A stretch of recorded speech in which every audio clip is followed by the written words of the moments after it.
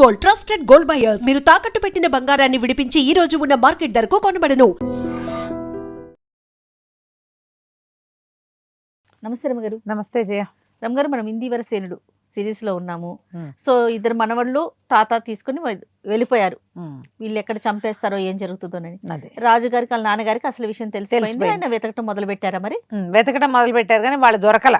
ఎందుకంటే వీళ్ళు ఉన్నది వేరే వైపు, వీళ్ళు పడమటున్నారు, తూర్పు దక్షిణం వైపుకు వెళ్ళిపోయారు వీళ్ళు. ఇప్పుడు వింధ్యాటవి అంటే వాళ్ళకి వీళ్ళకి సంబంధం. 4 రోజులు ప్రయాణం చేస్తే కానీ ఆ వింధ్యాటవి వాళ్ళకి రాదు. అవును, ఆయన ఏడ్చుకుంటున్నాడు, పంపిస్తున్నాడు ఎవరినో, కానీ అది అవటల్లా.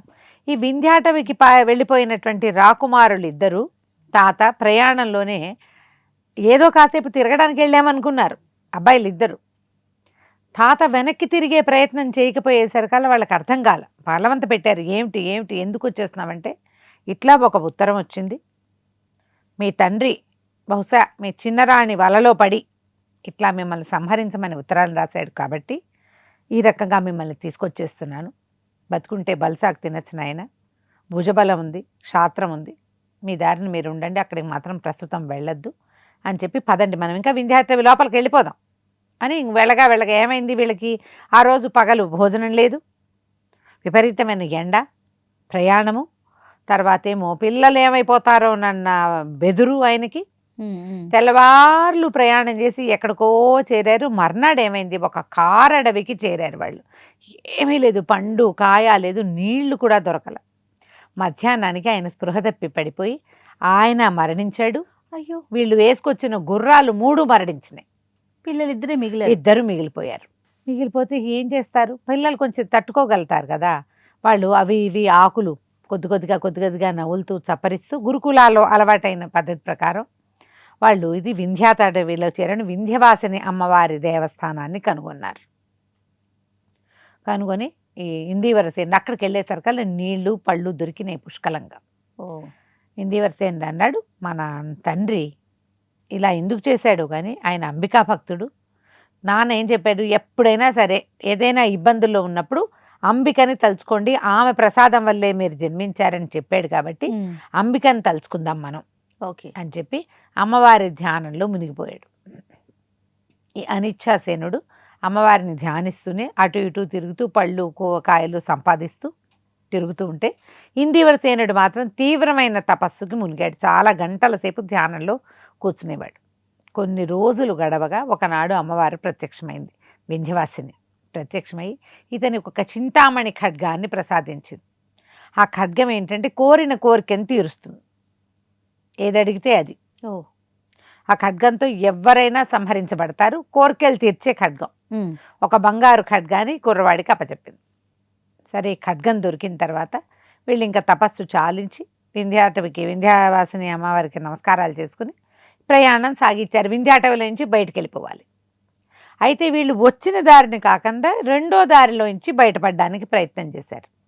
ఇటు వెళ్ళేసరికల్లా చాలా దట్టమైన ఆ అరణ్యం మధ్యలో ఒక బ్రహ్మాండమైన బంగారపు కోట కనపడింది వీళ్ళకి. అదేం నగరమో, అదేమిటో, ఈ బంగారపు శిఖరాలు కనపడుతున్న కోట ఉండటం ఏమిటో ఆశ్చర్యపోయారు. సరే, ఎవరున్నారో ఇక్కడ ఏమిటో చూద్దాం. పైగా ఇంత నట్టడవిలో బయట ఏమీ ప్రపంచం లేదు, ఏదో పల్లీలు జనాలు వాళ్ళు వీళ్ళు గొడ్డు గోదా ఉండి అప్పుడు ఒక కోట ఉందంటే ఒకటి బాగుంది. అలా కాకుండా మధ్యలో ఢామని ప్రత్యక్షమైనట్టుగా ఉందంటే అదేదో అనుమానాస్పదమైంది. అవి వెళ్ళేసరికల్లా అక్కడ కావలిగా ఉన్నవాడు ఒక భయంకరాకారుడైన రాక్షసుడు.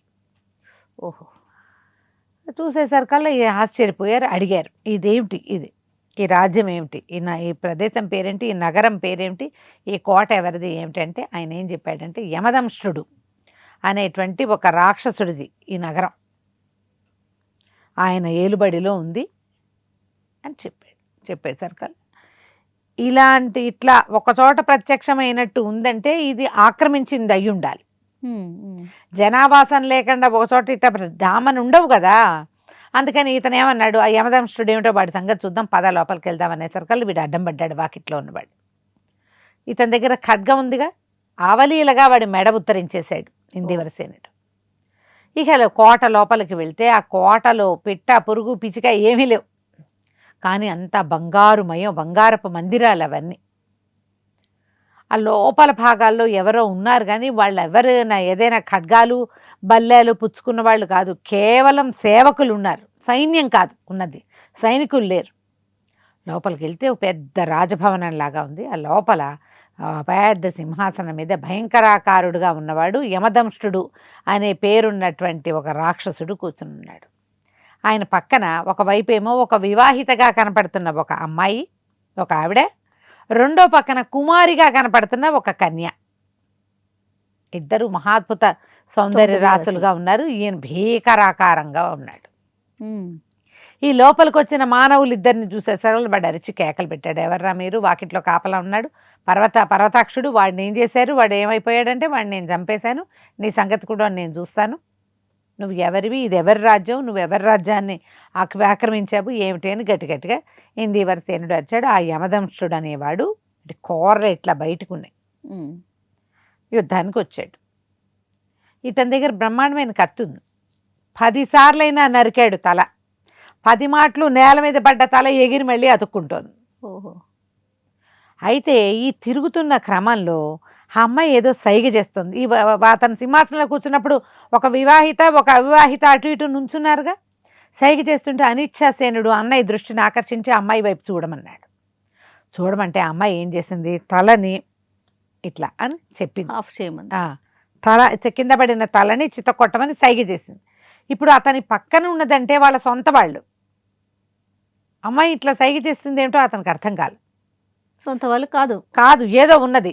సరే ఈసారి ఏం చేశాడు, 11వ తల నేలకేసి పగలగొట్టాక మొదట కత్తిపెట్టి కొట్టేసరికి తల నేల మీద పడింది. అది లేచే లోపల ఇతను ఏం చేశాడు, ఆ ఖడ్గం పెట్టి దానిట మధ్యలోకి కపాలం మీద నరికేసాడు. 2 ముక్కలైపోయింది తల. ఓహో. 2 చెక్కలు అయిపోగానే ఈ నిలబడిన శరీరం ఢామని పడిపోయాడు యమదంష్టుడు. ఆ తల కూడా వెంటనే నిర్జీవం అయిపోయింది. ఆడవాళ్ళిద్దరు పరిగెత్తుకుంటూ వచ్చారు, ఒకళ్ళనొకళ్ళు కావలించుకున్నారు, సంతోషం పట్టలేకుండా ఉన్నారు, అమ్మయ్య అమ్మయ్య అనుకుంటున్నారు, ఆనందపడిపోతున్నారు వాళ్ళు. ఏదన్నా అడిగాడు ఇందివరసేనుడు, ఇది ఏమిటి, ఈ రాజ్యం ఏమిటి, ఈ వింత ఏమిటి, ఇట్లా అడవిలో ఇంత బంగారపు సౌధాలేమిటి, మీరు అతనితో పాటు ఉన్నారు, మీరు ఎందుకు సంతోషిస్తున్నారు, ఇతను ఎవరు ఏమిటి అంటే, ఆ అమ్మాయి ఏం చెప్పిందంటే, ఇతను యమదంష్టుడని మా అన్న, నేను ఇతని చెల్లెల్ని, ఖడ్గదంష్ట్ర నా పేరు. ఓహో. ఇది వేరే ఒక రాజుగారి రాజ్యం, మా అన్నయ్య ఈ మొత్తం రాజ్యంలో ఉన్న వాళ్ళందరినీ భక్షించి ఈ రాజ్యాన్ని సొంతం చేసుకున్నాడు. ఈ కనపడుతున్న ఆమె పూర్వపు రాజు భార్య, ఆవిడ పేరు మకరదంష్ట్ర. ఆ సౌందర్య రాశి కాబట్టి మా అన్న ఆమెను తనతో పాటు ఉంచుకున్నాడు. ఆమెకేమో వీడి మరణం కావాలి, ఎలాగైనా సరే తన భర్తను సంహరించాడు, తన రాజ్యంలో ఉన్న వాళ్ళందరినీ మింగేశాడు, రాక్షసుడు, వాడితో ఉండటం ఆమెకి ఇష్టం లేదు. నాకు నువ్వు చూడగానే నచ్చావు, నేను నీతో రావాలంటే మా అన్నయ్య ఉంటే నేను నీతో రాలేను, ఆయన ఒప్పుకోడు, రాక్షసుడు, నేను రాక్షసాంగానని మానవుడితో జత కడతానంటే మా అన్న ఒప్పుకోడు, ఎలాగూ నువ్వు మా అన్నయ్య కంటే బలవంతుడు, అందుకని ఇతన్ని చంపే ఉపాయం చెప్పాను నీకు, నన్ను వివాహం చేసుకో, ఈ రాజ్యం నీ సొంతం అవుతుంది అనేసరికి ఒప్పుకున్నాడు. ఈ రాక్షసుని దహనం చేశారు. కొద్దిగా పనివాళ్ళు ఎవరెవరో లోపల ఉన్నారు వాళ్ళందరినీ పిలుచుకొచ్చారు, బయటికి పిలిచారు. తర్వాత ఈ అడవిలో అందరు పారిపోయారు, కొంతమంది ఇతను తిన్న వాళ్ళని తినేశాడు, ఆ చుట్టూ ఉండాల్సిన పల్లీలంతా సర్వనాశనం అయిపోయారు.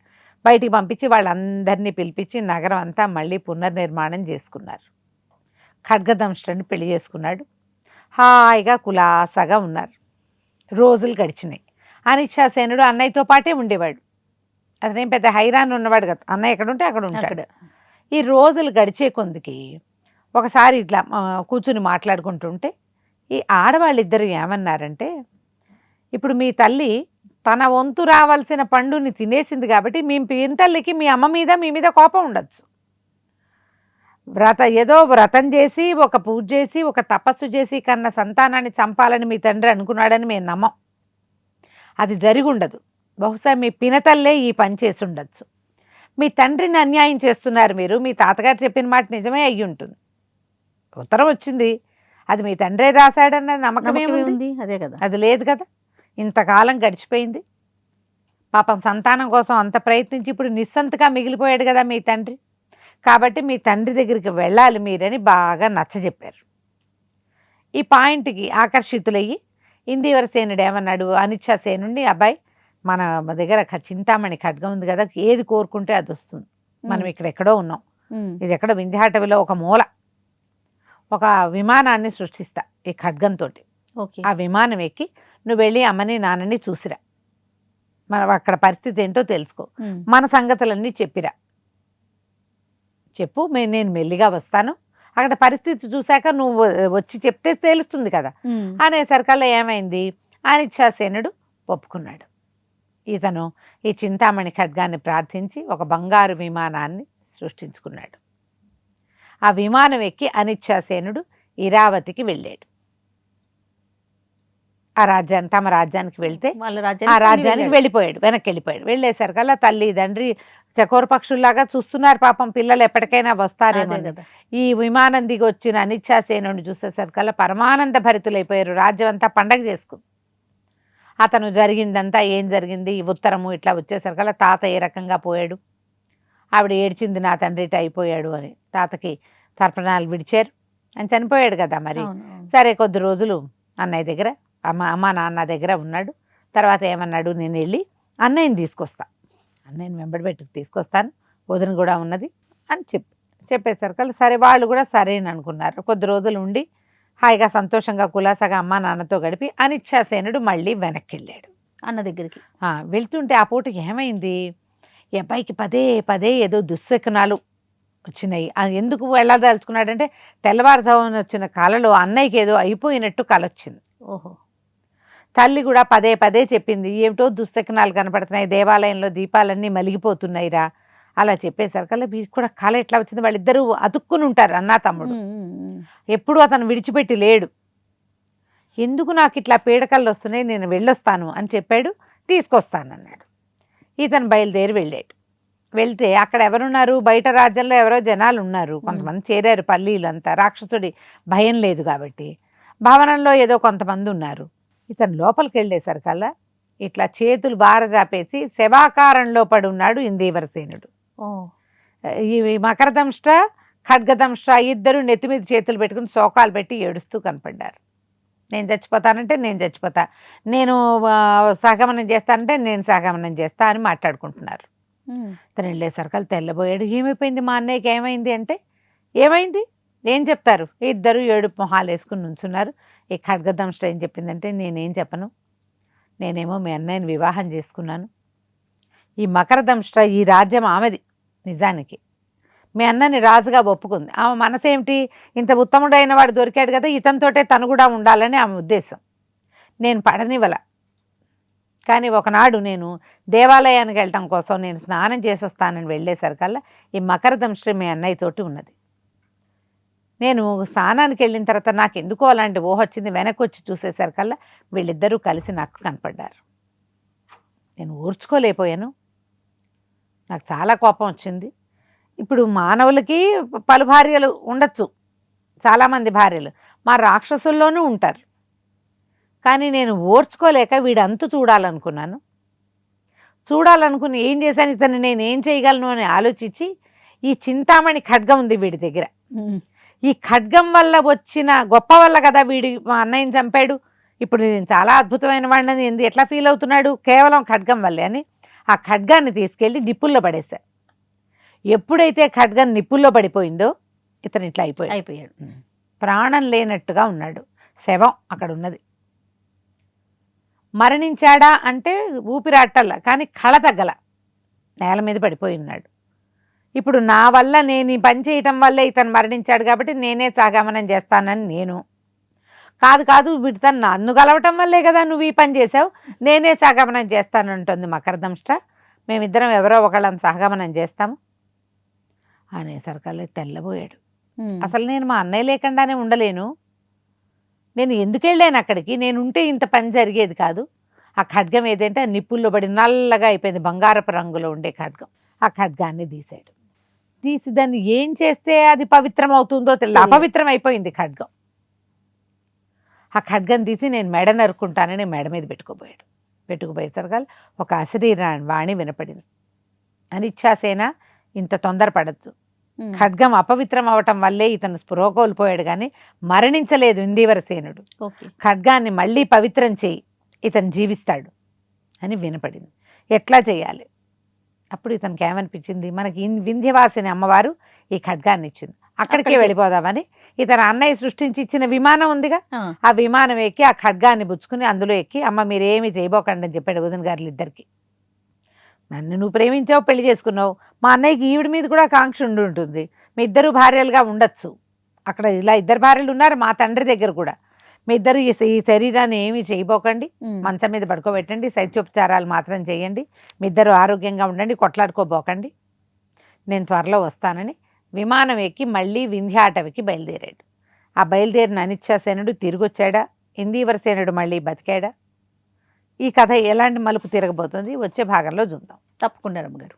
నమస్తే. నమస్తే జయ. And for more videos, Please subscribe to iDream. Please subscribe to iDream. Please subscribe iDream. And please subscribe to iDream. For more videos, subscribe to iDream. Please like, share and subscribe to the channel. Congratulations, iDream. subscribe to iDream. Subscribe to iDream. So subscribe to iDream Media. iDream की iDream team अंदर की huge congratulations. Please subscribe iDream Media. Please subscribe to iDream. Subscribe iDream. Please subscribe to iDream. iDream అంటే నా కళల ఛానల్ను subscribe చేసుకున్న నోరు తిరుగుతలేదు, మీరైతే గంట గుర్తు కొట్టండి. For more such videos, please subscribe to iDream. Subscribe to iDream. Please subscribe to iDream. Please subscribe iDream Media. Please do subscribe to iDream. Please subscribe to iDream Media. For best entertainment and information, please subscribe iDream. And don't forget to subscribe to iDream.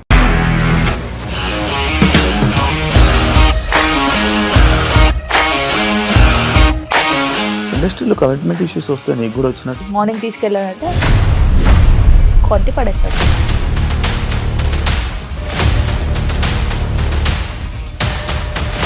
ఒక్కళ్ళు కూడా చూడలేదు ఈ cinema అని చెప్పడానికి కూడా చాలా ధైర్యం కావాలి. అది నిజం కదా, దాంట్లో ధైర్యం ఏంటి? ఇది నెక్స్ట్ డే ప్లేట్ మార్చేస్తే తప్పు కదా. As of now we're comfortable this అని నేను అనుకుంటున్నాను. రష్మిక గారిది మీది ఒకే ఊరు అంట కదా. నీకు కోపం వచ్చిందంటే బాగా తిట్టేత్తరా? తిట్టేద్దామండి.